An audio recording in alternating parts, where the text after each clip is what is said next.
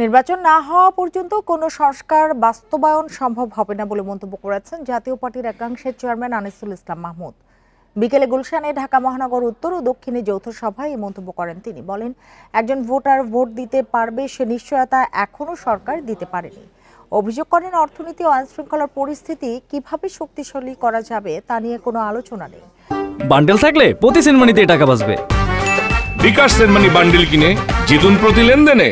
দ্রব্যমূল্য আবারও বেড়েছে উল্লেখ করে আনিসুল ইসলাম বলেন, গণতন্ত্র ফেরাতে নিরপেক্ষ ও অংশগ্রহণমূলক নির্বাচন চায় জাতীয় পার্টি। এ সময় দলটির মহাসচিব ABM রুহুল আমিন হাওলাদার বলেন, গত এক বছরে সরকারের সফলতা থেকে ব্যর্থতাই বেশি। এখনো মানুষের জীবনের নিরাপত্তা নিশ্চিত হয়নি বলেও মন্তব্য করেন তিনি।